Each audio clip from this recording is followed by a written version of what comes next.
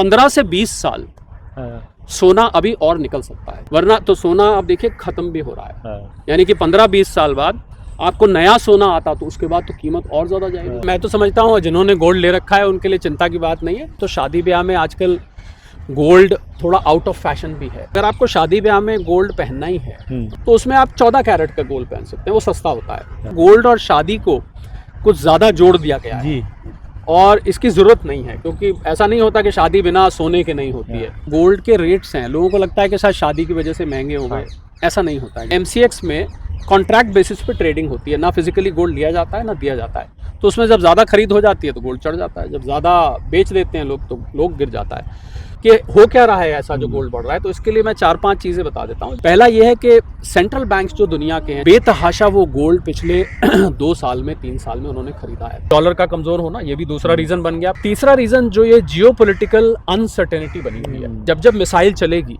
जब जब ड्रोन्स बम गिराएंगे, गोल्ड चढ़ेगा। गोल्ड का स्वभाव ही ऐसा है, उसको थोड़ी अशांति पसंद है। चौथा कारण जाएंगे, बड़ा कारण, तो जब जब बैंक के रेट्स गिरते हैं तो सोना बढ़ता है। भारत में इस समय घरों में ऐसा कहा जाता है कि 25,000 टन सोना है। लोगों ने संभाल के फिर भी रखा, कुछ ने तो ज़मीन में गाड़ के रखा हुआ है, किसी ने दीवारों में रखा हुआ है मुसीबत के लिए। सबसे अच्छा बेस्ट निवेश गोल्ड है, इक्विटी और प्रॉपर्टी को छोड़कर हमारे दर्शक? हाँ, क्योंकि गोल्ड ने इसी साल करीब 45% के आसपास रिटर्न दिया है। यानी आप अभी भी मानते हैं कि सोने में निवेश इस रेट पर भी ठीक है? ये बहुत कठिन सवाल है, क्योंकि आने वाले समय में क्या हो, काश मैं ज्योतिषी भी होता। करेक्शन कभी भी आ सकती है, पर जो हालात हैं उसको देख के ऐसा लग नहीं रहा कि सोना नीचे जाएगा। अगर आपके पास 10 लाख रुपए हैं, आपको इस समय 20% कम से कम सोने चांदी में रखना चाहिए, और चांदी का भी मैं उतना ही रेकमेंड करूंगा जितना मैंने सोने का किया है।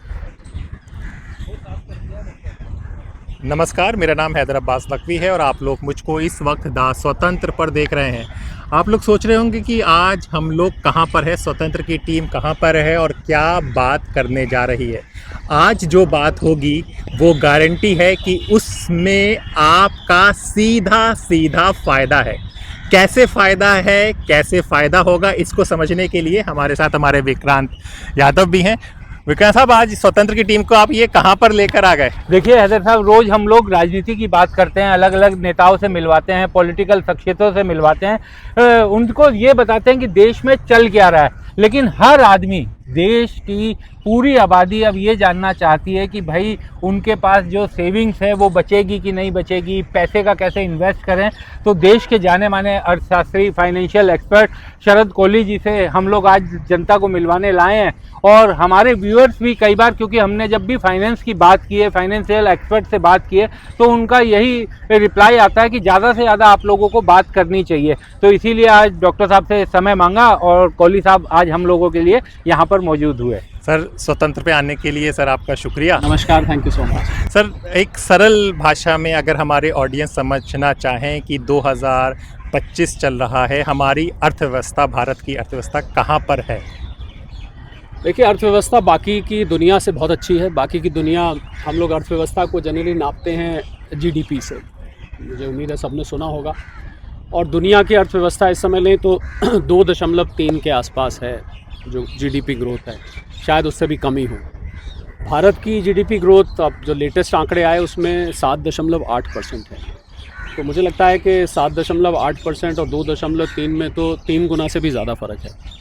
और ये खाली GDP नहीं, इसमें जो बाकी के आर्थिक पैमाने होते हैं, जिसमें परचेज मैनेजर्स इंडेक्स होती है, टैक्स की कलेक्शंस होती हैं, बहुत सारी चीज़ें होती हैं। मैं गिनवाऊँ तो कुछ चीज़ें ऐसी हैं जिसमें लोग कटाक्ष कर देते हैं कि भाई आप पर कैपिटा इनकम भारत की लो है वगैरह, पर हमारी आबादी, अगर हम 145 करोड़ आबादी को देखें, उसको देखते हुए तो मुझे बहुत अच्छी ग्रोथ लगती है। और इसका कारण क्या है, आप ये कहें, मतलब यहाँ क्या हो रहा है, सरकार की पॉलिसीज़ अच्छी रही हैं, सरकार ने रिफॉर्म्स जो किए हैं वो अच्छे हैं, पर उसके अलावा जो मुझे दिखाई दे रहा है कि कंजम्पशन बेस्ड हमारी इकॉनमी है। यानी कि जब हम और आप जाके सामान खरीदते हैं तो उसके आधार पर वो अर्थव्यवस्था चलती है, और 60% ये अर्थव्यवस्था कंजम्पशन से बनती है। तो जब कोई अर्थव्यवस्था कंजम्पशन से बनती है, तो अगर मैं इसको सरल भाषा में कहूँ तो अपने आप में एक दुनिया है।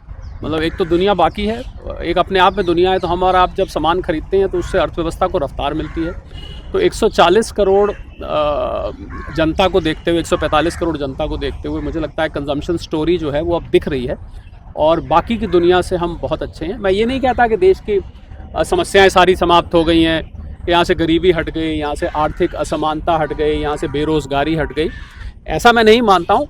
पर हम जब भी तुलना करते हैं तो हम, अंग्रेज़ी में शब्द होता है रिलेटिव, कि आप तुलनात्मक दृष्टि से उसको देखना चाहते हैं। तो तुलनात्मक दृष्टि से हम देखें तो हम बाकी की दुनिया से इस समय बहुत अच्छा कर रहे हैं। और ये मैं इसलिए भी कह रहा हूँ क्योंकि बाकी की दुनिया में मैं विकसित दुनिया की बात करता हूँ, जो यूरोप, अमेरिका, जो अपने आप को विकसित कहते हैं, उनकी आप अर्थव्यवस्थाओं को देखें तो वहाँ पर हालत इतनी अच्छी नहीं है भारत की तुलना में।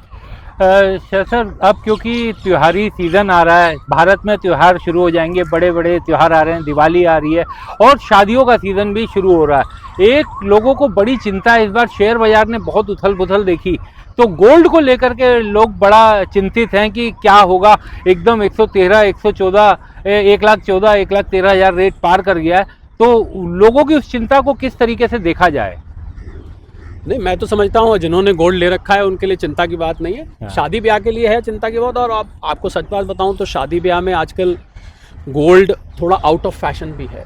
अब पहले जो लोग आपको गले में हार और हाथ में कंगन लिए, एक तो सेफ्टी इशू भी है, सिक्योरिटी इशू है, चेन स्नैचिंग और ये सब को लेके, तो मुझे लगता है, मैं सलाह लोगों को दूंगा, इसमें चिंता की बात नहीं है। अगर आपको शादी ब्याह में गोल्ड पहनना ही है और एक रीति के अनुसार पहनना है, या जो परंपरा चली आ रही है आपके परिवार की, उसको हम देख के बोलें तो उसमें आप 14 कैरेट का गोल्ड पहन सकते हैं, वो सस्ता होता है। तो या लोग तो आर्टिफिशियल ज्वेलरी पहन के फ़ोटो खिंचवानी होती हैं, आप खिंचवा लीजिए। पर जो आप सच में गोल्ड निवेश के लिए लेना चाहते हैं, यानी कि आप, पहले होता था ना, बेटियों को दिया करते थे, ले लो तुम्हारे आगे मुसीबत में काम आएगा, सास अपनी आगे बहू को दे देती थी, फिर बहू आगे अपनी बेटी को दे देती थी, फिर सास को दे देती, तो वो जो चलता था, मुझे लगता है वो ज़माना अब हम पीछे छोड़ चुके हैं। क्योंकि आप ज्वेलरी के आइटम को जब भुनाएंगे जाके, कैश कराएंगे, तो उसमें 20% आपके मेकिंग चार्जेस कट जाएंगे और उसमें इम्प्योरिटी कट जाएगी। शायद सब लोग जानते हैं कि नहीं, कि जो प्योर गोल्ड होता है उससे ज्वेलरी नहीं बन सकती। बिल्कुल 24, क्योंकि उसमें मैलिएबिलिटी एक होती है, वो इतनी मुड़ जाएगी, तो उसको 22 कैरेट से या उससे कम से बनाया जाता है। तो मेरी सलाह ये है कि जो लोग शादी को लेकर गोल्ड की चिंता कर रहे हैं, उनको चिंता करने की बात नहीं है। क्योंकि अगर वो निवेश के लिए अपनी बेटी, बहन, बहू, जिसको भी देना चाहते हैं, तो आप बार्स या कॉइन्स दे सकते हैं। ठीक है, थोड़ा कम आएगा, आपका बजट जितना पहले था उतना गोल्ड शायद अब ना आ पाए, परंतु अगर आप खाली ऑर्नामेंटल वैल्यू जिसको हम कहते हैं उसके लिए आप देना चाहते हैं, तो मैं सलाह दूंगा कि आप 14 कैरेट का गोल्ड दें। वो एक आध बार ही पहना जाता है। आप कम देखते होंगे कि शादी में मिला 9 लक्खा हार या जो भी है, उसको रोज़मर्रा में आप बाज़ार में पहन के घूम रहे हैं, ऐसा होता नहीं है। और थोड़ा सा फैशन से, जैसा मैंने कहा, गोल्ड बाहर है, तो इसलिए कोई चिंता की बात नहीं है। आपकी शादी ब्याह इससे कोई रुकने वाले नहीं है। लोग ऐसा मानते हैं कि गोल्ड महंगा हो गया तो अब हम क्या करेंगे। मुझे लगता है गोल्ड और शादी को कुछ ज़्यादा जोड़ दिया गया है और इसकी ज़रूरत नहीं है, क्योंकि ऐसा नहीं होता कि शादी बिना सोने के नहीं होती है। तो ज़माना जैसे जैसे बदलता है, वैसे वैसे रीतियाँ और वैसे वैसे सोच भी बदलनी चाहिए, ऐसा मेरा मानना है। लेकिन सर, भारतीय समाज में तो हर महिला चाहती है कि शादी ब्याह एक ऐसा मौका होता है कि सोना खरीदा जाए और सोने का उपहार भी दिया जाए। अब रेट इतने हाई होते जा रहे हैं, उनकी परेशानी ये है, उनको समझ में नहीं आ रहा कि अभी खरीद लिया तो सोना कहीं कम ना हो जाए और अभी नहीं खरीदा तो कहीं महंगा ना हो जाए। बड़ी पशोपेश में इस समय पूरा हिंदुस्तान, वैसे तो पूरी दुनिया है, लेकिन हम तो हिंदुस्तान के लिए चिंतित हैं। देखिए, उसमें ये समझना होगा कि जो गोल्ड के रेट्स हैं, लोगों को लगता है कि शायद शादी की वजह से महंगे हो गए। ऐसा नहीं होता है कि शादी की वजह से महंगे हो गए। गोल्ड के जो रेट्स हैं, ये अभी इस समय जब हम बात कर रहे हैं तो शायद गोल्ड हम लोग उसको आउंस में और डॉलर में नापते हैं। इसलिए मैं नापता हूँ, इसलिए नहीं कि मुझे कोई अमेरिकी अर्थव्यवस्था से बहुत प्रेम है। मैं अमेरिकी अर्थव्यवस्था की जितनी आलोचना पीछे कर रहा हूँ, शायद कम लोगों ने करी होगी। इसलिए क्योंकि सोने का रेट वहाँ से खुलता है। इस समय हम बात कर रहे हैं तो करीब $3700 के आसपास सोना पहुँचने लगा है। वो लोग नापते हैं आउंस में, हम नापते हैं, पहले तोला होता था 10 ग्राम में, तो वहाँ से चलता है। अब ये जो आपको छोटा मोटा उतार चढ़ाव दिखाई देता है, रोज़ घट गया बढ़ गया, तो ऐसा नहीं है कि किसी ने 5 हार फालतू खरीद लिए, 10 खरीद लिए। असल में इसको स्पेकुलेटिव ट्रेडिंग बोलते हैं, क्योंकि भारत में कमोडिटी एक्सचेंज है जिसको हम MCX कहते हैं। उस MCX में कॉन्ट्रैक्ट बेसिस पे ट्रेडिंग होती है, ना फिजिकली गोल्ड लिया जाता है ना दिया जाता है। तो उसमें जब ज़्यादा खरीद हो जाती है तो गोल्ड चढ़ जाता है, जब ज़्यादा बेच देते हैं लोग तो लोग गिर जाता है। तो जैसा कि मैंने कहा कि शादी ब्याह में ज़्यादा चिंता करने की ज़रूरत नहीं है, क्योंकि गोल्ड में अगर आप वाकई में निवेश करना चाहते हैं तो अभी भी आप गोल्ड को ले सकते हैं। और इसके लिए हमें ये समझना होगा कि गोल्ड किन कारणों से बढ़ रहा है। मुझे लगता है ये सबसे ज़्यादा काम की चीज़ है लोगों के लिए, कि हो क्या रहा है ऐसा जो गोल्ड बढ़ रहा है। तो इसके लिए मैं 4-5 चीज़ें बता देता हूँ जो शायद सब लोग एक आध जानते हो, पर सारी चीज़ें शायद ना जानते हो, उनकी जानकारी के लिए। पहला ये है कि सेंट्रल बैंक्स जो दुनिया के हैं, जैसे भारत में reserve bank of India, America में उसको फेडरल रिजर्व कहते हैं, यूके में बैंक ऑफ इंग्लैंड कहते हैं, अलग अलग जगह इस सेंट्रल बैंक का अलग अलग नाम होता है। बेतहाशा वो गोल्ड पिछले 2 साल में 3 साल में उन्होंने खरीदा है, अपने भंडार इकट्ठे कर रहे हैं। अमेरिका का गोल्ड का भंडार इस समय 8,000 टन से भी ज़्यादा का है। भारत का गोल्ड का भंडार करीब करीब 900 टन पहुंचने लगा है। चीन का माना जाता है 5,000 टन का, हालांकि वो एग्जैक्ट आंकड़े नहीं बताते। जर्मनी का माना जाता है 3-4 हज़ार टन का है। तो भारी अब सवाल उठता है कि बैंकों को गोल्ड खरीदने की क्या ज़रूरत पड़ गई, क्योंकि दुनिया की करेंसी आप लें, जो ऐसी करेंसी जो पूरी दुनिया में चलती हो, वो डॉलर रहा है अब तक। तो डॉलर की दादागिरी रही है, उसकी कमज़ोर होती परिस्थिति दिखाई दे रही है डॉलर की। और आप कहेंगे कि भाई कहाँ, रुपए के मुकाबले तो 89 रुपये 88 रुपये हो रहा है, कहाँ कमज़ोर हो रहा है? तो ये कमज़ोर हो रहा है British pound, Swiss franc, euro और जापानीज येन, इन करेंसीज की तुलना में। भारत में कमज़ोर रुपया इसलिए हो रहा है क्योंकि यहाँ से विदेशी संस्थागत निवेशक जो FPIs और FIIs हैं वो पैसा लगातार निकाल रहे हैं, जिसकी वजह से आपको गोल्ड कमज़ोर होता दिखाई दे रहा है। मतलब रुपया कमज़ोर होता दिखाई रहा है। तो ओवरऑल डॉलर कमज़ोर हो रहा है। और डॉलर क्यों कमज़ोर हो रहा है? डोनाल्ड ट्रंप साहब की नीतियों की वजह से, जो इन्होंने दुनिया भर में ट्रेड वॉर छेड़ रखा है। तो सेंट्रल बैंक्स को और दुनिया को ये लग रहा है कि अगर कल को डॉलर एक वैश्विक करेंसी नहीं रही, तो फिर कौन सी ऐसी करेंसी होगी जो दुनिया भर में मान्य होगी? वो गोल्ड नजर आता है। और शायद कम लोग जानते हो कि बहुत साल पहले एक गोल्ड स्टैंडर्ड हुआ करता था। गोल्ड स्टैंडर्ड का मतलब होता था कि आपकी करेंसी की वैल्यू, जितना आपके पास गोल्ड है देश के पास, उससे मापी जाती थी। ऐसा समझा जा रहा है कि आने वाले कुछ ही सालों में शायद गोल्ड स्टैंडर्ड वापस आ जाए। अच्छा। और अगर गोल्ड स्टैंडर्ड वापस आता है तो फिर डॉलर की दादागिरी खत्म हो जाती है, तो फिर आपको ये गोल्ड और भी ज़्यादा चढ़ता दिखाई देगा। तो पहला तो डॉलर के कमज़ोर होना, डॉलर का कमज़ोर होना, ये भी दूसरा रीज़न बन गया। पहला रीज़न मैंने बताया कि सेंट्रल बैंक्स खरीद रहे हैं। तीसरा रीज़न जो ये जियोपॉलिटिकल अनसर्टेनिटी बनी हुई है, यानी कि जब जब मिसाइल चलेगी, जब जब ड्रोन्स बम गिराएंगे, जब जब गोलियां चलेंगी, गोल्ड चढ़ेगा। गोल्ड का स्वभाव ही ऐसा है, उसको थोड़ी अशांति पसंद है। अब है तो है, इसमें हम और आप क्या कर सकते हैं? तो क्योंकि गोल्ड को एक सेफ हेवन इन्वेस्टमेंट माना जाता है, यानी कि जब सब तरफ से खतरा महसूस हो रहा हो, सब तरफ से अनसर्टेनिटी, अनिश्चितता का माहौल हो रहा हो, उस समय आप गोल्ड को खरीद के रखते हैं कि जब कुछ नहीं चला तो गोल्ड तो चलेगा। तो जियोपॉलिटिकल आप देख रहे हैं, रशिया यूक्रेन का युद्ध, ट्रंप साहब ने कहा था, मुझे याद है, मैं आऊँगा 24 घंटे के अंदर युद्ध रुकवा दूंगा। और आज वो युद्ध और घमासान हो चुका है, बहुत ज़्यादा घमासान हो चुका है। हम लोग कभी कभी उन खबरों पे ध्यान नहीं देते हैं, हम लोग बिहार में उलझ जाते हैं, हम लोग अपने देश की खबरों में उलझ जाते हैं, इसने क्या कहा, उसने क्या कहा। पर दुनिया की अगर जो लोग वर्ल्ड को, ज्योग्राफी को, वर्ल्ड इकोनॉमिक्स को और वर्ल्ड की जियोपॉलिटिकल सिचुएशन को फॉलो करते हैं, उनको मालूम होगा इधर रशिया ने जाने या अनजाने में पोलैंड पर कुछ ड्रोन्स भेजे। पोलैंड नेटो का मेंबर है, नेटो की ट्रीटी ये कहती है कि एक भी नेटो देश पर हमला हुआ तो वो सारे नेटो पर माना जाएगा। हलचल मच गई है यूरोप में कि भाई ये तो नेटो को अटैक करने की कोशिश हुई है, तो यहाँ से ये विश्व वर्ल्ड वॉर में बदल सकता है। और हम सब जानते हैं कि रशिया के पास सबसे ज़्यादा मात्रा में न्यूक्लियर वेपन्स हैं, तो वो युद्ध घमासान हो सकता है। इधर इजराइल हमास कहीं रुकने का नाम नहीं ले रहा। अब तो कतर, जहाँ आज तक कुछ नहीं हुआ था, वहाँ पर बम गिरा दिए गए हमास के तलाश में। तो मुझे लग रहा है कि जियोपॉलिटिकल टेंशन जैसे जैसे बढ़ रही है, ये तीसरा बड़ा कारण बन जाता है। तो पहला कारण मैंने बताया आपको, सेंट्रल बैंक्स का खरीदना। दूसरा कारण मैंने आपको बताया कि डॉलर का कमज़ोर होना, बाकी करेंसीज के मुकाबले, रुपए के मुकाबले नहीं। तीसरा कारण मैंने आपको जियोपॉलिटिकल रीजंस बताए। और अगर आप चौथा कारण जाएंगे, बड़ा कारण, कि जब जब इंटरेस्ट रेट्स गिरते हैं, भारत के नहीं उतना, मैंने जैसा कि कहा, देखिए हमें पसंद हो या नहीं हो, अमेरिका इस समय दुनिया का फाइनेंशियल सेंटर है। मतलब वहीं से हमारी शेयर मार्केट खुलती है तो सुबह उनके क्यूज़ बोलते हैं उसको, क्यूज़ देख के खुलती है। और वहाँ पर अब 17 तारीख को, यानी कि कल ही उनकी मीटिंग है फेडरल रिजर्व की। जैसे भारत में MPC की मीटिंग होती है, उनको FOMC कहते हैं। ऐसा माना जा रहा है कि ट्रंप साहब के प्रेशर में शायद 25 बेसिस पॉइंट का रेट गिराया जाए। तो जब जब बैंक के रेट्स गिरते हैं तो सोना बढ़ता है, क्योंकि लोगों को लगता है कि भाई अब जो बॉन्ड्स हैं या सिक्योरिटीज़ हैं, जो फिक्स्ड इनकम इंस्ट्रूमेंट्स हैं, उसमें अब इतना रिटर्न नहीं आएगा, तो क्या ढूंढें? गोल्ड ढूंढें, गोल्ड आगे चढ़ेगा। तो ये 4 मुख्य कारण दिखाई देते हैं जो मैंने बताए। इस कारण से गोल्ड, अब कुछ लोग कहते हैं अक्षय तृतीया आ गई, धनतेरस आ गया, भारत में शादियों का सीज़न है तो गोल्ड महंगा हो रहा है। आप मानेंगे नहीं, मुश्किल से 200, 400, 500 रुपए का लोकल सराफा बाज़ार में फ़र्क पड़ता है मेन जो गोल्ड खुलता है। और सराफा बाज़ार एसोसिएशन से आप संपर्क करें, वो आपको बताएंगे कि वो दिन में 1-2 बजे गोल्ड खोलते हैं, यानी कीमत खोलते हैं, क्योंकि रात को जब अमेरिका बंद होता है उनके कैलकुलेटर्स चल जाते हैं कि पर आउंस इतना हुआ, डॉलर इतना है, तो अब इसको कन्वर्ट करो रुपए में इतना होगा, और अगर आउंस 28-30 ग्राम का होता है, आउंस में है तो 10 ग्राम इतना होगा।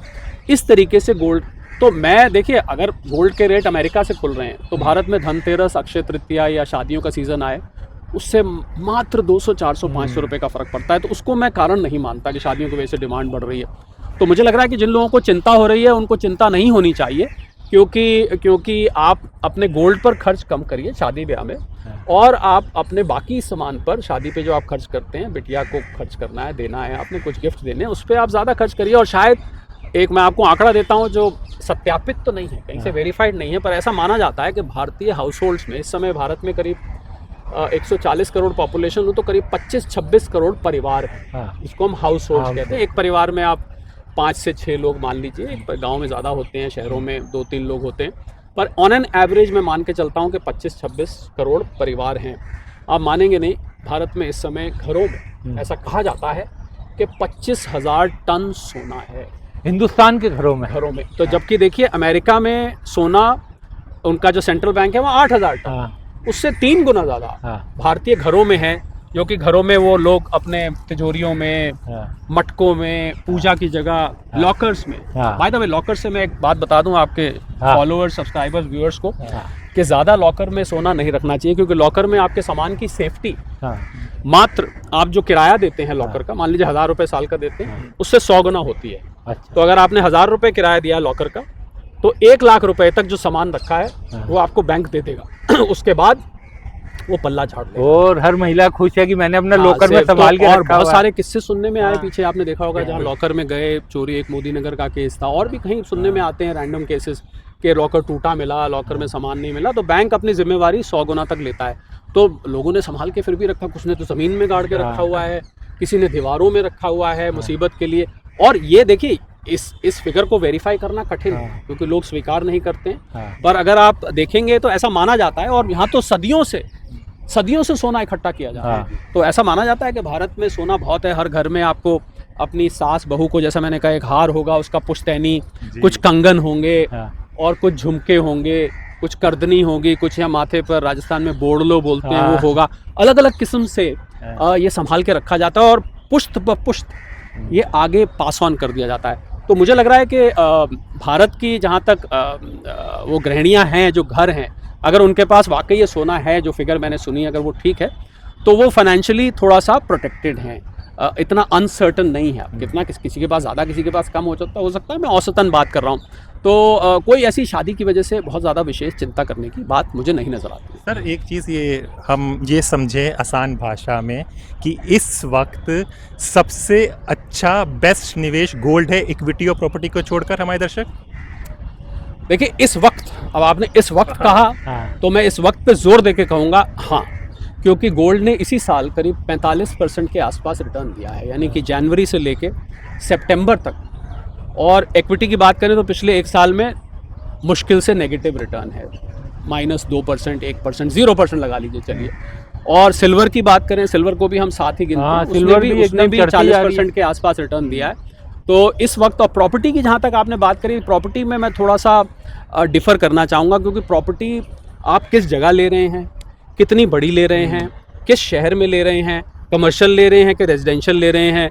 अच्छा, कमर्शियल में भी आप ऑफिस ले रहे हैं कि फैक्ट्री लैंड ले रहे हैं, अच्छा लैंड ले रहे हैं कि बिल्डिंग ले रहे हैं, अपार्टमेंट ले रहे हैं कि कोठी खरीद रहे हैं। तो मुझे लगता है कि प्रॉपर्टी के बारे में मैं अपना कमेंट रिजर्व रखूँगा, क्योंकि कुछ जगह तो बहुत भाग गई है। दिल्ली के नज़दीक एक गुड़गांव है, वहाँ आप जाएँ तो कुछ सेक्टर्स ऐसे हैं जहाँ पर एकदम से प्रॉपर्टी पिछले 2-3 साल में कहाँ की कहाँ पहुँच गई, 100 करोड़ रुपए के अपार्टमेंट सुनने में आते हैं। और कोई जगह ऐसी है जहाँ प्रॉपर्टी वहीं की वहीं खड़ी है। तो प्रॉपर्टी में ये जवाब क्वालिफाइड हो सकता है, परंतु हाँ, equity, bank fixed deposits, mutual fund, date funds और जो निवेश के बाकी संसाधन हैं, उनमें इस समय किंग गोल्ड और सिल्वर बन चुका है। सोने की चांदी हो रही है, और चांदी सोना बनता जा रहा है। यानी आप अभी भी मानते हैं कि सोने में निवेश इस रेट पर भी, और चांदी में अगर हम निवेश के लिए सोच रहे हैं तो इस रेट पर भी वो ठीक है? मुझे लगता है कि ये बहुत कठिन सवाल है, हाँ। क्योंकि आने वाले समय में क्या हो, काश मैं ज्योतिषी भी होता तो आपको कुछ ज्योतिष गणना से ग्रहों की लेकिन गिनती से बता विशेषज्ञ देता। जो है वो ज्योतिषियों से बेहतर होते तो हैं। मुझे ये लगता है कि देखिए करेक्शन कभी भी आ सकती है, पर जो हालात हैं उसको देख के ऐसा लग नहीं रहा कि सोना नीचे जाएगा। थोड़ा बहुत नीचे जा सकता है। तो मैं देखिए मूल मुद्दा ये है कि हम क्या करें, होगा क्या ये छोड़िए, हमारे लिए क्या सही है। तो मेरी सलाह ये है आपके फॉलोअर्स, व्यूअर्स, सब्सक्राइबर्स को कि वो क्या करें कि वो थोड़ा थोड़ा सोना लें, एक ही साथ ना खरीदें। इसमें बीच बीच में छोटी थोड़ी करेक्शन आती रहती है। तो आपने मान लीजिए 5 लाख निवेश करना है, 1-1 लाख का आप हर हफ्ते 10 दिन में 15 दिन में आप खरीदते रहें, अपने पास इकट्ठे करते जाएं और उसको इकट्ठा करके आप लंबे समय के लिए लीजिए। सोने के साथ सो जाइए। ये सोने को रोज रोज जो भाव खोल के आजकल लोग ऐप आ गई हैं देखते रहते हैं। तो क्या हुआ 2000, अब किसी कोई मुझे मिले पीछे, उन्होंने कहा कि मैंने 1,10,000 का खरीदा था, 11 लाख का खरीदा था 100 ग्राम सोना, और अभी जब 1,13,000 हुआ, जैसे आपने बताया, उन्होंने बेच दिया। तो कहते हैं मुझे 30,000 का प्रॉफिट हो गया। अरे मैंने कहा आपने 30,000 का प्रॉफिट लिया, ये तो आपने ट्रेडिंग करी। कहते हैं यार मतलब ये हफ्ते में हो गया। मैंने कहा माना मैंने हफ्ते में हो गया, पर ज़रूरी तो नहीं हमेशा ऐसा होता रहे। कल को आप इसको धंधा ही बना लें, यही करें, खरीदते रहे बेचते हैं। तो मुझे लग रहा है ट्रेडिंग नहीं करनी चाहिए। अगर आप निवेशक इन्वेस्टर हैं तो आप लंबे समय के लिए गोल्ड को लेके अपने पास रखिए। अब सवाल ये उठता है कि कैसे लिया जाए इसको, किस फॉर्म में लिया जाए, क्योंकि अगर आप इसको, ज्वेलरी का तो मैंने पहले ही मना कर दिया, ज्वेलरी में नहीं लेना चाहिए क्योंकि मेकिंग चार्जेस कट जाते हैं, इम्प्योरिटी कट जाती है। तो मुझे लग रहा है अगर आपके पास कॉइन्स और बार्स जो बिस्किट्स आते हैं, अगर आपको उसके पास संभालने की जगह है तो आप उसको संभालिए। आपके पास सेफ जगह है, पर वहाँ पर जैसे ही थोड़ी क्वांटिटी बढ़ेगी तो ये ना हो आपकी रातों की नींद हराम हो जाए। अरे भाई वहाँ अलमारी में रखा है, वहाँ लॉकर में रखा है, लॉकर का मैंने अभी कहानी आपको सुनाई, अरे भाई वहाँ रखा है, यहाँ रखा है, ऐसा नहीं होना। तो इसके लिए सबसे सेफ निवेश ETF है इस समय, जिसको हम एक्सचेंज ट्रेडेड फंड्स कहते हैं। ये फंड्स होते हैं जो शेयर मार्केट में ट्रेड किए जाते हैं, और बाकायदा इसकी आप डीमैट अकाउंट आपका खुलता है, उसमें ये आ जाता है। उसको कभी भी आप खरीद सकते हैं, कभी भी आप बेच सकते हैं, और बाकायदा सोने के भाव के साथ साथ चलता है। तो ये एक तरीका। कुछ ज्वेलर्स हैं जो डिजिटल गोल्ड भी देते हैं। मैं यहाँ ज्वेलर्स को नाम लेके फ्री एडवर्टाइजमेंट उनका नहीं करना चाहता। वो आपको डिजिटल गोल्ड देते हैं कि ठीक है आपने मेरे पास पैसा जमा कर दिया, इलेक्ट्रॉनिकली आपका इतना गोल्ड हमारे पास पड़ा है, जब आपको चाहिए हो आप इसको फिजिकली भी ले लीजिएगा। एक वो भी तरीका है, पर वो मुझे बहुत सस्टेनेबल तरीका नहीं लगता है। ETFs बेस्ट है। पहले आपको याद होगा एक सॉवरेन गोल्ड बॉन्ड्स आते थे, अब वो सरकार ने बंद कर दिए। तो बंद करने का कारण था क्योंकि सरकार को उससे थोड़ा सा नुकसान होने लगा। जो उसकी मंशा थी उससे इंपोर्ट भी बढ़ रहा था, क्योंकि हर बॉन्ड के पीछे उनको उतना गोल्ड रखना पड़ता था। तो सॉवरेन गोल्ड बॉन्ड्स पर अभी भी सेकेंडरी मार्केट में आपको प्रीमियम पर ट्रेड होते मिल जाएंगे। तो कोई व्यक्ति मान लीजिए आज 1,13,000 का सोना है, तो वो शायद आपको 1,17,000-18,000 पे मिलेगा। प्रीमियम पे आप लेके रखना चाहते हैं तो आप उसमें भी अभी ले सकते हैं, पर वो सेकेंडरी मार्केट में मिलेगा। अब नया इशू उसका नहीं है। तो ये 2-3 तरीके हैं गोल्ड को रखने के, आप लेके रखिए और लंबे वक्त के लिए रखिए। क्योंकि देखिए अब इसको दूसरी तरीके से हम देखते हैं कि क्या ये गिर सकता है, और अगर गिरेगा तो क्यों गिरेगा।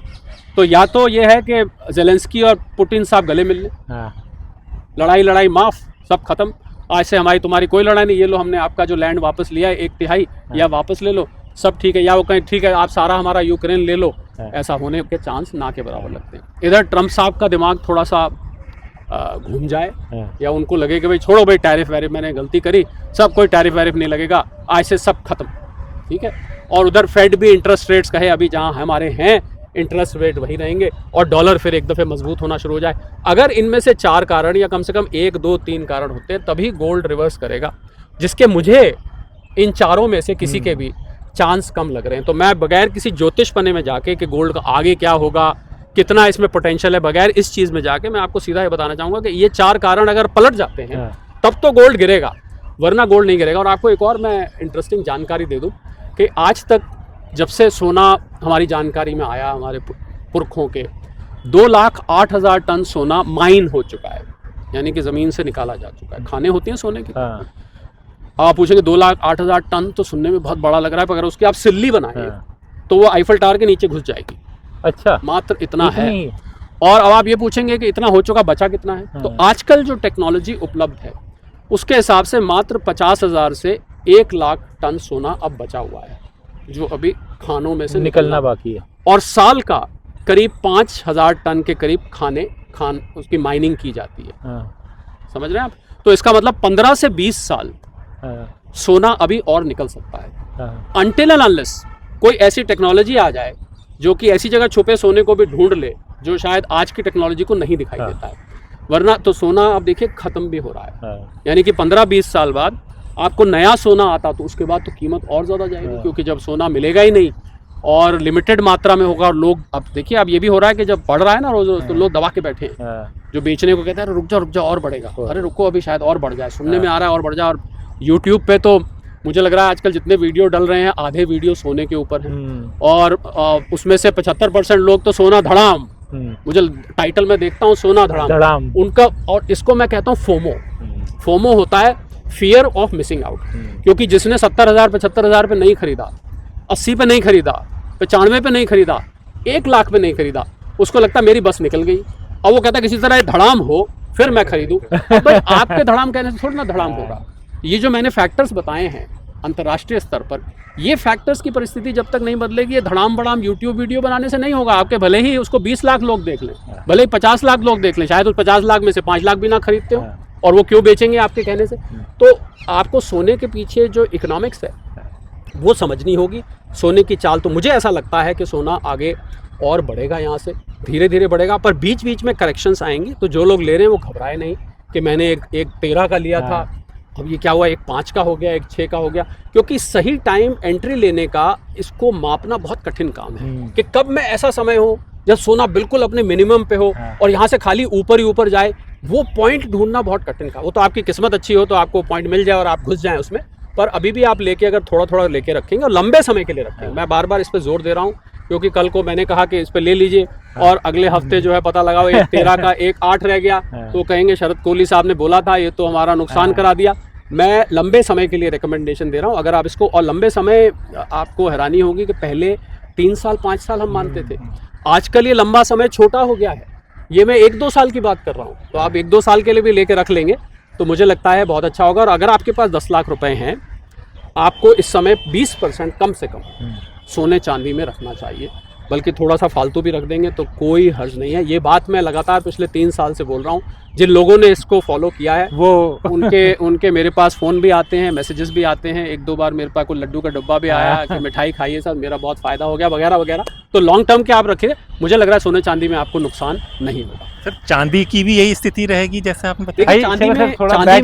चांदी में एक फीचर और है। चांदी में एक फीचर है कि एक तो निवेश के लिए होता है, दूसरा चांदी में एक फीचर है कि चांदी का इंडस्ट्रियल यूज़ भी है। यानी कि चांदी आपको इलेक्ट्रॉनिक प्रोडक्ट्स में, सोलर सेल्स में और कहीं कहीं मोबाइल फ़ोन सर्किटरी में भी यूज़ होती है। तो उसकी वजह से चांदी की डिमांड जो है वो बहुत बढ़ रही है। तो मुझे लगता है चांदी में ना केवल सोने वाली मूवमेंट है, बल्कि चांदी में इंडस्ट्रियल यूज़ की डिमांड भी जुड़ी हुई है। तो चांदी के भी मुझे बहुत प्रॉस्पर, बट चांदी के साथ दिक्कत यह है कि जब आप चांदी को फिजिकल फॉर्म में लेते हैं, तो अगर आज 1 किलो 1,35,000 की है, तो आप 5 किलो अगर लेंगे तो पैसे तो आपके 6-6.5 लाख गए, परंतु उसको रखेंगे कहाँ? और वो बहुत वजनी होता है, उसको जब आप उठा के चलेंगे तो आपके लिए दिक्कत होगी। तो इसलिए चांदी के भी ETFs हैं, उनमें भी आप ETF के माध्यम से जाते हैं। तो मुझे चांदी का भी फ्यूचर बहुत ब्राइट दिखता है। हम लोग जब कैलकुलेट करते हैं तो हम लोग सोने चांदी की रेशियो कैलकुलेट करते हैं कि सोने चांदी के रेशियो का मतलब होता है कि दोनों में गैप कितना है। तो जब हमको लगता है कि रेशियो बढ़ रही है, यानी कि सोना आगे भाग गया है, चांदी पीछे निकल गई है, तो फिर चांदी क्या है कि भाग के उसको पकड़ने की कोशिश करती है। तो आप उस रेशियो का भी ध्यान रखें, और चांदी का भी मैं उतना ही रेकमेंड करूंगा जितना मैंने सोने का किया है। सर एक चीज़ आपने बड़ी महत्वपूर्ण बोली थी कि वर्तमान जो टेक्नोलॉजी है उसके मुताबिक अगले 15-20 सालों में सोना ख़त्म हो जाएगा। तो ये तो बड़ी वो स्थिति बन जाएगी कि अगर सोना ख़त्म होने की बात लोगों को ज़्यादा हुई तो और ज़्यादा स्टोर करना और ज़्यादा खरीदना, तो सोना महंगा होने के चांस और ज़्यादा दिखाई दे रहे हैं। पर ये 10 स्वतंत्र ही बता रहा है ना, सब लोग ये बात नहीं बता रहे। तो अब आप कहाँ तक पहुँचते हैं देखिए, हो सकता है इसी कारण से लोग शेयर करें कि देखो भाई ये कोई यहाँ पर कह रहा है कि सोना शायद 15-20 साल में ख़त्म हो जाए। तो 15-20 साल बहुत होते हैं। कोई अगर 25 साल का भी हमें सुन रहा है तो उसकी उम्र में आप 40 साल तक 45 साल तक आप उसको करें, और तब उस समय और ज़्यादा वो महंगा हो जाएगा। और अगर ये ग्लोबल करेंसी बन गई, मैंने गोल्ड स्टैंडर्ड की बात की थी शुरू में, अगर ये हो जाता है तो आपको सोना यहाँ से बहुत तेज़ भागता दिखेगा। मेरा बहुत मन कर रहा है कि मैं वो प्रोजेक्टेड प्राइस बोलूँ, पर मैं अपने आप को किसी तरह रोक रहा हूँ, क्योंकि मैं इस चीज़ से थोड़ा बचता हूँ। मैं आपको फ़िलहाल तो यही कह सकता हूँ कि आप इसको खरीदें और लंबे समय के लिए रखें, आपको बहुत अच्छा रिटर्न देगा। सर बात हम लोग एक बार फिर अर्थव्यवस्था पे करते हैं। जैसे सबको पता है कि फॉरेन इन्वेस्टमेंट हट रहा है, ट्रंप ने टैरिफ बढ़ा दिया है, तो इसका क्या असर हमारे देश में देखने को मिलेगा या सब कुछ सही हो जाएगा चीज़ें? देखिए, आज जब हम बात कर रहे हैं तो वहाँ के ट्रेड नेगोशिएटर हैं, उनका नाम है ब्रेंडन लिंच। हाँ। वो अपनी टीम के साथ दिल्ली आ चुके हैं बातचीत करने के लिए, और ये छठे राउंड की प्रीकर्सर है। ये छठे राउंड की बातचीत नहीं है, औपचारिक बातचीत नहीं है, ये छठे राउंड से पहले की अनौपचारिक डिस्कशन है। तो अब ट्रंप साहब क्या चाहते हैं, उनको बाद में लग रहा है कि भाई इंडिया तो ये चाइना की तरफ भेज दिया मैंने, जैसे वो नहीं होती पहले 2 लवर्स होते थे तो एक उसमें से रूठ जाता था, वो फिर कल को किसी और के साथ यहाँ पार्क में कोई घूमता दिखता था तो दूसरा दिखता था, अरे ये मैंने क्या किया, अपनी गलती से मैंने अपनी उसको खो दिया। वो बोलते हैं हम रोज गार्डन में घूमते थे, ट्रंप साहब का आया तो उनको ऐसा लगा तो रशिया और चाइना के साथ चले गए। प्लस जो अमेरिका की आंतरिक परिस्थिति है वो अच्छी नहीं है इस समय, आर्थिक रूप से भी, और ट्रंप साहब की अप्रूवल रेटिंग गिर रही है, 52% से घट के 43% पर आ गई है। तो देखिए क्या होता है, क्योंकि भारत ने बड़ा क्लियर किया हुआ है कि हम कृषि और डेयरी में बिल्कुल भी कॉम्प्रोमाइज़ नहीं करेंगे। ये एक कृषि प्रधान देश है, 60 से 70% आबादी यहाँ प्रत्यक्ष या अप्रत्यक्ष रूप से कृषि पर आधारित है, डायरेक्ट या इनडायरेक्ट। बिल्कुल। तो हम कैसे उनका यहाँ पर कॉर्न बिकने दें, कैसे उनका सोया बिकने दें, का वो जेनेटिकली मॉडिफाइड लाना चाहते हैं, हमारे यहाँ तो बैन है वो। ऐसे वो डेयरी चाहते हैं, अपना नॉन वेजिटेरियन दूध यहाँ बेचना चाहते हैं। अब भारत में तो 30% से ज़्यादा लोग इस समय वेजिटेरियन हैं। वो अपने गौओं को और भैंसों को नॉन वेज खिलाते हैं, मीट खिलाते हैं। और मैं मीट का बखान करूँ तो बहुत बहुत तरीके का मीट है, वो खिलाते हैं। उसमें से जो दूध निकलेगा वो भी नॉन वेज होगा। अब जो अगर गाय और भैंस नॉन वेज खाएगी तो दूध भी नॉन वेज होगा। वो चाहते हैं कि हमारे डेयरी प्रोडक्ट्स को, हमारा पनीर, हमारा बटर यहाँ बिकने दीजिए। तो वो हो नहीं सकता। मुझे लगता है जितनी भी बातचीत हो जाए, भारत इस पर तो कॉम्प्रोमाइज़ नहीं करेगा। दूसरा, वो चाहते हैं कि भारत रशिया से तेल खरीदना बंद करे। भारत रशिया को, उनका कहना है, उनके पीटर नकारो साहब है, नहीं पीटर नवारो साहब है, मेरे मुंह से नकारो निकल जाता है, तो बात ऐसी कर देते हैं कई दफ़े कि मेरे मुंह से निकल जाता है। वो तो कभी लॉन्ड्रोमैट भारत को कहते हैं, कभी कहते हैं मोदीज वॉर है, कभी कहते हैं भारत महाराजा है टैरिफ का, ऐसी ऐसी बातें करते हैं। तो मुझे लग रहा है ट्रंप साहब अगर यहाँ एक तरफ बातचीत कर रहे हैं तो थोड़े अपने इर्द गिर्द जो उनके लोग हैं उनको मुंह भी बंद रखना चाहिए, क्योंकि आप जब कोई ऐसा कमेंट करते हैं तो साथ में बातचीत बहुत सकारात्मक रहने की उम्मीद कम हो जाती है। कि एक तरफ आप सोचिए कि आप किसी से राजीनामे की बात कर रहे हैं, पीछे से उसी का आदमी खड़े होकर आपको गाली दिया जा रहा है, तो कैसे आप में संधि होगी। तो अब देखते हैं ब्रेंडन लिंच साहब क्या बात करके जाते हैं। भारत ने ये रशियन ऑयल भारत खरीदना बंद नहीं करेगा, ये बिल्कुल स्पष्ट है। हमें सस्ता मिल रहा है, रशिया हमारा बहुत पुराना दोस्त है, आज से रिश्ते नहीं है।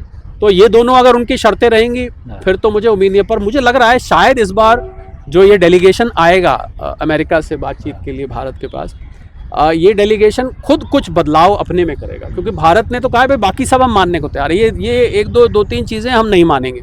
तो देखिए अगर वो ये मन बना के आए हैं कि उनको इस बार इस बात पे मान जाना है तब तो ठीक है। बाकी अमेरिका में उनकी जो पर्सनल परिस्थिति, जब मैंने कहा वहाँ पर महंगाई बढ़ गई है, जब से टैरिफ 2.9% वहाँ महंगाई के आंकड़े आए हैं। उसके अलावा बेरोज़गारी अमेरिका में बहुत बढ़ रही है, 22,000 कुल नौकरियां मिली, जहां कहाँ 1.5 पौने 2 लाख एक महीने में नौकरियों के नंबर्स आते थे। उनके यहाँ छोटे बिजनेसेस बंद हो रहे हैं, नया निवेश नहीं आ रहा है। तो कुल मिला के देखें तो अमेरिका की इकोनॉमिक कंडीशन जो है वो इस समय बहुत अच्छी नहीं है। तो उसको देखते हुए मुझे लगता है शायद उनको लग रहा होगा ये मैंने क्या किया, मैंने तो अच्छे भले दोस्त को खो दिया। भारत उनका एक नेचुरल अलाई था इतने सालों से, एक सबसे पुरानी डेमोक्रेसी है, एक सबसे बड़ी डेमोक्रेसी है, दोनों एक नेचुरल दोस्त हैं। और भारत और अमेरिका के संबंध ट्रंप साहब खाली वो ना हर चीज़ को ट्रेड के नज़रिए से देखते हैं। कहीं भी बात करेंगे तो ब्राज़ील से उनकी वो जो बोल्सोनारो हैं पुराने जो उनके राष्ट्रपति, और उनको छुड़वाना चाहते हैं, उनके ऊपर कई साल की उनको जेल वेल हो गई है। और वो जो लूला साहब हैं उनको उनसे खफा है वो कि तुमने उनको बंद करवा दिया, वो तो सुप्रीम कोर्ट के ब्राज़ील का निर्णय, वो कहते हैं मैं टैरिफ लगा दूंगा। और हर चीज़ को टैरिफ को वेपनाइज नहीं करना चाहिए, टैरिफ को एक आप हथियार बना लें। मुझे लगता है हर चीज़ को आप एक ऐसे चश्मे से देखें जो कि टैरिफ का बना हुआ है, ट्रेड डील का बना हुआ है, ऐसा होता नहीं है। भारत और अमेरिका के संबंध पीपल टू पीपल हैं। आप देखिए हमारे यहाँ पर किसी के नाना नानी, किसी के दादा दादी, किसी के बहन भाई, किसी के जीजा, किसी के बड़े भाई, किसी के छोटे भाई, किसी की बहन अमेरिका में रहते हैं, यहाँ पर किसी के बच्चे अमेरिका में सेटल्ड हैं। बहुत नज़दीक और बहुत क्लोज, एक अंग्रेजी में शब्द होता है उसको बोलते हैं हम एंटवाइंड, एक दूसरे में ऐसे गुथे हुए हैं कि उसको एक दूसरे से अलग करना संभव नहीं है। तो ट्रम्प साहब को समझ आ रही होगी 60 लाख भारतीय हैं, उनके व्हाइट हाउस में जो उपराष्ट्रपति हैं, उनकी पत्नी जो सेकंड लेडी ऑफ अमेरिका है उषा जी, वो खुद भारतीय हैं। उनको लग रहा होगा भाई ये मैंने क्या किया यार, मैंने तो भारतीयों के खिलाफ यहाँ लोकल रिपब्लिकन्स में आवाज़ उठने लग गई, पुराने ऑफिशियल्स ने बोलना शुरू कर दिया, अमेरिकी जनता भी धीरे धीरे दबी दबी आवाज़ में कहने लगी कि आप क्या कर रहे हैं। हो सकता है कुछ मन में बदलाव इस वजह से हो, बाकी देखते हैं क्या निकल के आता है बातचीत में, कहीं सकारात्मक होती है। बाकी भारतीय अर्थव्यवस्था इस समय इतनी अच्छी पोजीशन में है, मुझे लगता है बहुत ज़्यादा चिंता की ज़रूरत नहीं है। हम लोगों ने और मार्केट जोड़ने शुरू कर दिए। 13वें राउंड में हमारी यूरोप के साथ बातचीत पहुंच चुकी है, 60% चैप्टर्स कवर हो चुके हैं, जो कॉमर्स मिनिस्टर है उन्होंने बताया ये। तो यूएई के साथ हमारा फ्री ट्रेड एग्रीमेंट हो चुका है, ऑस्ट्रेलिया के साथ हो चुका है, न्यूजीलैंड के साथ बात चल रही है, मॉरिशस के साथ हो चुका है, लगभग 40 देशों से हमारी बात चली। कुछ समय के लिए दिक्कत आएगी क्योंकि ऐसी ऐसी फैक्ट्रीज थी, ऐसे ऐसे बिजनेस संस्थान थे जो कि पूरी तरह से अमेरिका पर निर्भर थे। एक साउथ में जगह है तिरुपुर, मैं वहाँ गया हूँ कई दफ़े, मुझे मौका मिला। वहाँ पर 12,000 करोड़ का कपड़ा एक्सपोर्ट होता है अमेरिका को, खाली सिर्फ अमेरिका को। 1.5 लाख महिलाएं जो सिलाई करती हैं, कपड़े को बनाती हैं, वो उस रोज़गार से, तो मैं अब सोच रहा था कि उनका क्या हुआ होगा, वहाँ से तो अब ऑर्डर आने बंद हो गए। तो ऐसा नहीं है कि हमें बिल्कुल असर नहीं हुआ है, पर इसकी तैयारी जब 2 अप्रैल को ट्रम्प साहब ने घोषणा करी थी, इसकी तैयारी हमने तब से शुरू कर दी थी। और मुझे लग रहा है एक्सपोर्टर्स को अब ये लगने लगा है कि हमें अब दूसरे विकल्प ढूंढ लेने चाहिए। जीएसटी में बदलाव कि आपकी लोकल डिमांड बढ़ेगी, तो बहुत सारी ऐसी चीज़ें हैं जिसकी वजह से आप लोकल, ये तो अपने आप में एक बाज़ार है। मेरे ख्याल भारत की देखिए मिडिल क्लास 40 करोड़ की हुआ करती थी, आज ये मिडिल क्लास 65 करोड़ हो गई, क्योंकि इसमें 25 करोड़ वो जुड़े हैं जिसको हम नियो मिडिल क्लास कहते हैं, जो आपको याद होगा जो लोग मल्टी डायमेंशनल पॉवर्टी इंडेक्स से बाहर आए हैं, लोअर मिडिल क्लास हो गए। तो इतनी बड़ी मिडिल क्लास है, आपको यहाँ बहुत बड़ा बाजार है, तो एक्सपोर्टर्स को थोड़ा अपना स्ट्रैटेजी बदलनी पड़ेगी। भारत सरकार भी कुछ कदम उठाएगी आने वाले दिनों में, जब ये बातचीत कंक्लूड हो जाएगी। अगर कोई रिजल्ट नहीं निकलता, एक्सपोर्ट कमीशंस बनाई जा रही हैं, एक्सपोर्ट क्रेडिट की बात की जा रही है, कैश सपोर्ट, जो मरीन प्रोडक्ट्स थे, जो लोग मछली वगैरह भेजते थे, उनके लिए कैश सपोर्ट की बात कर रही हैं, राज्य सरकारें भी बात कर रही हैं। हम अपना रास्ता ढूंढ लेंगे, दिक्कत ट्रम्प साहब को आएगी, क्योंकि आज परिस्थिति ये है कि भारत को जितनी अमेरिका की ज़रूरत है, बहुत ज़रूरत है, मैं मानता हूँ, हम इस बात से इनकार नहीं कर सकते, नासा और इसरो साथ काम करते हैं, उससे ज़्यादा अमेरिका को भारत की ज़रूरत है। सर, इस अर्थव्यवस्था में से किसान, फार्मर बड़े परेशान हैं। 11% इम्पोर्ट ड्यूटी कपास में ख़त्म हो गई, तो उनके लिए क्या है? मुझे लगता है किसानों के लिए, देखिए हमारा जो किसानी क्षेत्र है वो शुरू से काफ़ी उसकी समस्याएं रही हैं, और आज़ादी के बाद से आज तक आप लें तो कोई ना कोई, कभी एमएसपी की समस्या, कभी फर्टिलाइज़र्स की समस्या, कभी किसी चीज़ की समस्या से जूझता रहा है यहाँ का। बहुत ज़्यादा मैं कहूँ तो छोटे किसानों के लिए बहुत ज़्यादा प्रॉफिट मेकिंग प्रोफेशन नहीं है। फार्मिंग जो है, आज भी किसान अपने बेटे को कहता है, जा बेटा मैंने तो मिट्टी में अपने दिन गुजार लिए, तू जाके शहर में अपनी ज़िंदगी गुजार, यहाँ गांव में तेरे लिए कुछ नहीं रखा, वगैरह वगैरह, ऐसे डायलॉग आपको सुनने को मिलते होंगे। तो मुझे लग रहा है कि इम्पोर्ट ड्यूटी तो भारत सरकार उसके लिए संज्ञान ले रही है, और कोई ना कोई कदम उठाया जाएगा। अब यूपी में आपने देखा फर्टिलाइजर्स की कमी हो गई थी, काफ़ी भगदड़ मच गई थी। लखनऊ, कानपुर जैसे ज़िलों को छोड़ दें तो अयोध्या और उसके आसपास के जो इलाके थे, बलिया हो गया, अयोध्या हो गया, वहाँ पर आपको फर्टिलाइज़र्स की कमी नज़र आई थी। तो मुझे लग रहा है सरकार के संज्ञान में जब ये चीज़ें आती हैं तो इसको धीरे धीरे पूरी कर ली जाती है। बाकी 10 आउट ऑफ 10 तो कभी भी नहीं दिया जा सकता, ना किसी सरकार को, ना किसी क्षेत्र को, कि हमने सारी समस्याओं का समाधान पा लिया। अगर मैं ऐसा कहूँगा तो आपके कमेंट्स में नीचे मुझे लोग गालियाँ देना शुरू कर देंगे, तो ऐसा हो भी नहीं सकता है। तो मुझे लग रहा है कि धीरे धीरे करके समस्याओं का समाधान होगा। एक झटका लगा, स्पीड ब्रेकर आता है ना, तो गाड़ी एकदम स्लो होती है, फिर लेकिन ये स्पीड ब्रेकर जो है सरकार जो नियमों से बनाती है वैसा नहीं था। ये कई बार जो लोग अपने घरों के आसपास बना देते हैं बिना नियम के, उस तरह का स्पीड ब्रेकर था। पर उसकी समस्या का मुझे लग रहा है समाधान निकल आएगा। कुछ समय के लिए समस्या है, इससे उसको मैं स्वीकार करना चाहता हूं। सर, एक सवाल मैं फिर से आपसे ना, जो हमारे छोटे निवेशक हैं उनके बारे में जानना चाहूँगा कि कोविड के बाद से हमने देखा कि अचानक से छोटे छोटे बच्चे, युवा बच्चे, और जिन लोगों ने कभी शेयर बाजार में निवेश नहीं किया था वो सब भी निवेश करने लगे थे, 5,000 10,000 की ट्रेडिंग करने लगे थे। अब बड़े घबराए हुए हैं, वो कह रहे हैं कि कुछ समझ में नहीं आता, क्या खरीदें क्या बेचें, तुरंत कभी बाजार गिर जाता है, कभी उठ जाता है। तो वो लोग बड़ी अनिश्चितता की स्थिति में बन गए हैं, तो उन लोगों के लिए क्या सलाह है? उनके लिए मेरी सलाह ये है कि वो निवेशक बने। उन्होंने गलती क्या करी कि वो ट्रेडर बन गए। अब ट्रेडर और निवेशक में फ़र्क ये होता है कि आप आज लिया तो शेयर, अभी इस टाइम शेयर बाज़ार खुला हुआ है, अभी मान लीजिए इस समय दिन के 12 बजे हैं, तो या 1 बजे लिया, 1:15 बजे बेच दिया, 1:30 बजे लिया, भाई मुझे तो 5,000 प्रॉफिट दिख रहा है, तो वहाँ वो गड़बड़ा गए। और जो लोग डेरिवेटिव जिसको कहते हैं, जिसको हम सट्टा बाजार कहते हैं, फ्यूचर्स एंड ऑप्शंस बोला जाता है शेयर बाजार की टेक्निकल भाषा में, जो लोग इसमें काम करते हैं वो लोग सेबी के डेटा कहता है 90% घाटे में रहते हैं। तो कोविड के बाद से 7,500 मार्केट थी, कोविड पे निफ्टी की बात कर रहा हूँ, एक ही डायरेक्शन में चढ़ी। 2024 में आके उसने कहीं सांस लिया और उसके बाद वो नीचे आनी शुरू हो गई, पिछले अक्टूबर की बात। उसके बाद से लगातार मार्केट या तो नीचे है, रिकवर करती भी है तो थोड़ी सी रिकवर करती है, फिर उसके बाद ऊपर नहीं जाती। तो मैं उनको ये बताना चाहूँगा कि शेयर मार्केट कभी एक डायरेक्शन में नहीं जाती। अगर एक ही में जाए तो फिर शेयर मार्केट ही क्या, फिर तो सारे के सारे अंबानी साहब को कंपटीशन देंगे। आप हाथ लगाइए और 2 महीने में दुगना, फिर लगाइए फिर 2 में, तो ऐसा नहीं होता है। आपको सिलेक्टिव, और अगर आप निवेशक हैं, अगर आप लंबे वक्त के लिए 3 से 5 साल के लिए लगा रहे हैं और अच्छे शेयर्स को चूज कर रहे हैं, तो उसको ट्रेडिंग मत बनाइए, उसको धंधा मत बनाइए। लोगों ने क्या किया कोविड के बाद, आपने ठीक है बच्चे छोड़, मुझे तो बहुत सारे लोग नौकरी छोड़ के अपना काम छोड़ के डीमैट अकाउंट खुलवा के शुरू हो गए। अरे देखो आज इतना गया, और मैंने देखा उनको किसी को ब्लड प्रेशर की बीमारी हो गई, किसी को हाइपरटेंशन हो गया, क्योंकि जैसे जैसे शेयर ऊपर नीचे जाता था उनके दिल की धड़कन भी होती थी। घर वालों ने कहना शुरू कर दिया क्या हो गया आपको, अच्छे भले थे, कि कोविड का असर है, ये नहीं पता कि मार्केट में ट्रेडिंग करने का असर था। तो ट्रेडर मत बनिए, आप निवेशक बनिए और लंबे वक्त के लिए करिए। लंबे वक्त के, जैसा मैंने सोने के लिए बताया, गोल्ड के लिए बताया, कि छोटे मोटे अप्स एंड डाउन्स को आप मत देखिए। आप लंबे 3 से 5 साल के लिए रखेंगे, और जितना पैसा आपने शेयर मार्केट में लगाना है आप थोड़ा थोड़ा करके लगाएं। लोग क्या करते हैं, एक साथ लगा देते हैं, वही गलती हो जाती है, क्योंकि एक साथ लगाया उसके बाद गिर गया। अगर आप थोड़ा थोड़ा करके लगाएंगे तो आप मान लीजिए 5 लाख को आपने 10 बार लगाया, 50-50 हज़ार करके, तो आप 10 अलग अलग लेवल्स पे खरीदेंगे। इसमें कुछ नीचे भी होंगे, कुछ बीच में होंगे, कुछ थोड़ा ऊपर होंगे, फिर नीचे होंगे, तो वो आपकी इन्वेस्टमेंट एवरेज आउट हो जाएगी।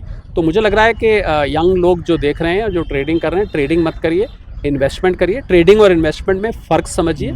शेयर मार्केट को सट्टा बाज़ार नहीं बनाना चाहिए। पुरानी कहावत है कि रातों रात कोई अमीर नहीं बन सकता, वो यहाँ भी होल्ड होती है रातों। और अच्छा, आपको मज़ेदार बताऊँ, अगर मान लीजिए एक साहब मुझे मिले, उन्होंने उन दिनों में इकट्ठे 10 लाख रुपए लगा दिए। इत्तेफाक की बात देखिए, वो 10 लाख 2 दिन में 25 लाख हो गए, उन्होंने फ्यूचर्स में लगाए थे। अब देखिए, ये समझने वाली बात है, बहुत ज़रूरी। 25 लाख हो गए 2 दिन में, उनको लगा यार मेरी तो साल की तनख्वाह ही 8 लाख थी, ये तो मैंने 2 दिन में कमा ली, मैं पागल था, आज तक नौकरी करता आया, मैंने अपने ज़िंदगी के 15 साल ख़राब कर दिए। ये मैं आपको बिल्कुल सच्ची बात बता रहा हूँ। अब उसको लगा कि मैंने अपना टाइम ख़राब कर दिया, ये मैं 2 दिन में मैंने 15 लाख रुपए कमाए, और पूरे साल मैं मेहनत करता हूँ, सुबह 8 बजे घर से निकलता हूँ, रात को 9 बजे घर से आता हूँ, थका हारा, और वही गिन के मेरी 50,000 60,000 सैलरी बैंक में आती है, ये तो बढ़िया काम है।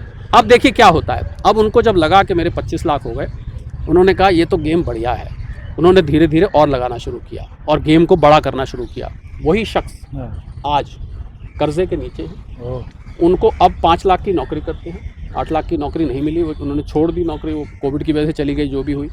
तो ये जुआ किसी का ना हुआ, ये एक तरह से सट्टेबाजी है, और आप इसको इस तरीके से करेंगे तो वो आपको एक आदत डाल देता है, उसको हम अंग्रेजी में कहते हैं एडिक्शन। वो आदत डाल देगा, आप बार बार उसकी तरफ इंडल्ज होंगे, आप पैसा लगाएंगे और 90% लोग पैसा गंवा के जाएंगे। आप इस बात को लिख लीजिए, ये सेबी का डेटा है, मैं नहीं कह रहा हूँ। सेबी से आप 89% उन्होंने कहा है, मैं उसको 1% और बढ़ा के बता रहा हूँ। ये उनका डेटा है कि आप जो लोग फ्यूचर्स एंड ऑप्शंस में सट्टेबाजी करेंगे वो गंवा के जाएंगे। तो आप निवेशक बनिए।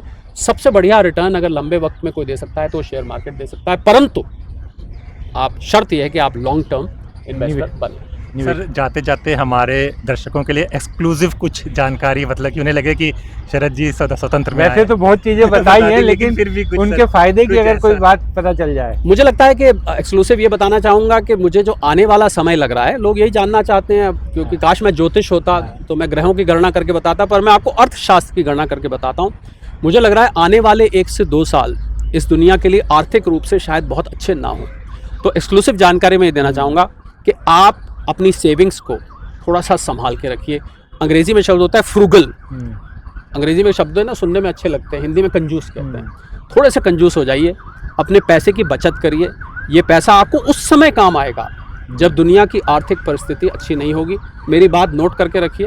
और मैं आपसे 2026, 27, 28 से मैं 2-3 साल का फ्रेमवर्क ले रहा हूँ, क्योंकि जो जियो इकोनॉमिक और जियो पॉलिटिकल लेवल पर जो हरकतें चल रही हैं, कौन हरकतें कर रहे हैं हम नाम नहीं लेते हैं, उससे ऐसा लग रहा है कि दुनिया एक रिसेशन में, मंदी में जाने वाली है। अगर मंदी में जाती है तो भारत कितना ही मजबूत अर्थव्यवस्था हो, उसका रिपल इफेक्ट हमारे ऊपर आएगा।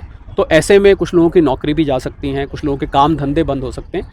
आपकी बचत आपका सहारा बनेगी। ठीक उसी तरह जैसे कोविड में वो लोग कंफर्टेबल थे, आराम से घर में बैठे हुए थे, जिन लोगों के पास सेविंग्स अच्छी थी। तो मैं एक्सक्लूसिव बात यही कहना चाहूँगा कि अपने बचा के रखिए, वही खर्च करिए जो बहुत ज़रूरी हो। हाँ, अगर कमाई अच्छी पीछे से आ रही है फिर तो ठीक है, पीछे से दरवाज़ा खुला हुआ है फिर चल जाएगा। पर अगर आपकी कमाई लिमिटेड है, वही आपको बंधी हुई तनख्वाह आती है, बंधी हुई आय आती है, तो सोच समझ के खर्च करिए, बचा के रखिए। आप कुछ नहीं तो मुझे ज़रूर दुआएं देंगे 10 स्वतंत्र के साथ साथ। बहुत बहुत शुक्रिया सर। शुक्रिया सर। तो आपने देखा कि शरद कोहली हमारे साथ थे और मैं सहयोगी विक्रांत यादव भी थे। तो आगे भी ऐसी ही शख्सियत से आपकी मुलाकात कराते रहेंगे। देखते रहिए दा स्वतंत्र। हमारे चैनल को कृपया लाइक करें, सब्सक्राइब करें और अपने साथियों से भी जरूर करवाएं। शुक्रिया।